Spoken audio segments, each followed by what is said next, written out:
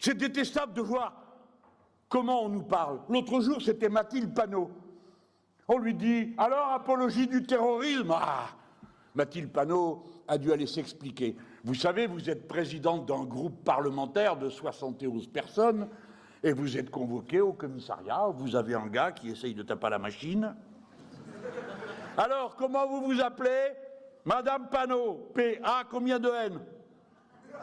Eh ouais, s'il vous plaît, quelles sont vos opinions à propos de Gaza? Comme ça. C'est en France. Je vous parle de la France, pas d'une république bananière.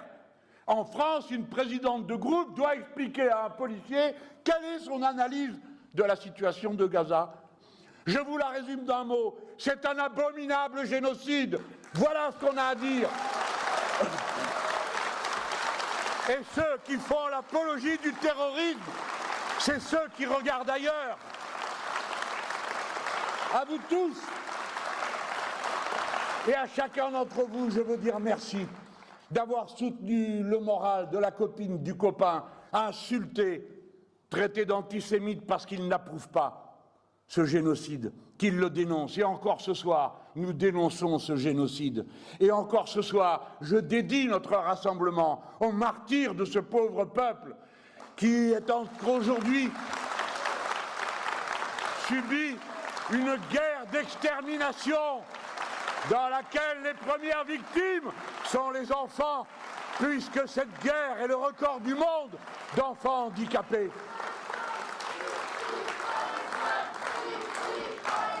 Exactement. Et voyez-vous, vous tous,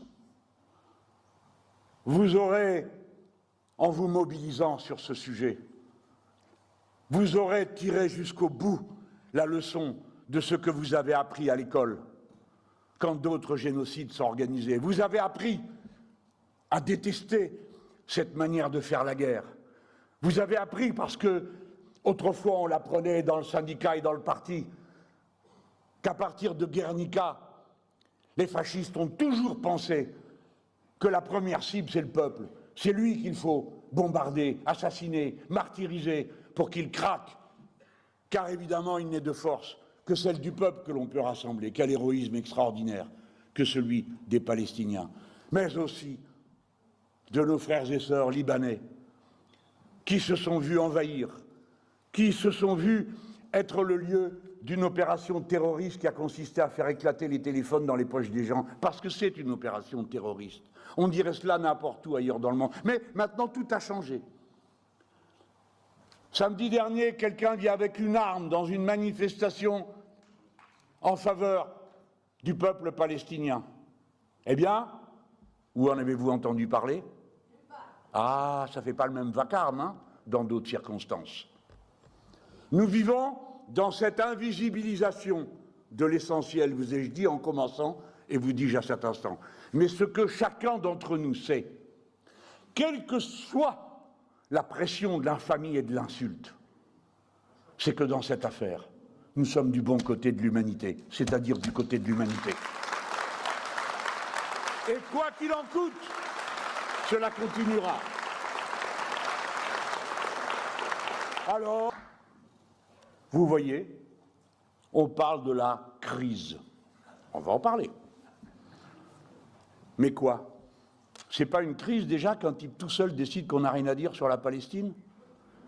C'est pas une crise qu'on n'ait strictement rien fait pour empêcher l'invasion du Liban?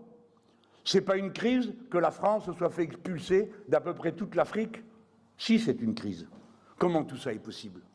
En plus du reste. Parce que nous vivons dans un cadre institutionnel qui est celui de la Ve République. Mais je peux entendre une critique et une sollicitation qui est faite venant de grand nombre de gens. Nous avons besoin d'un exécutif ferme qui puisse décider. J'en suis d'accord. Nous avons besoin de stabilité. J'en suis d'accord.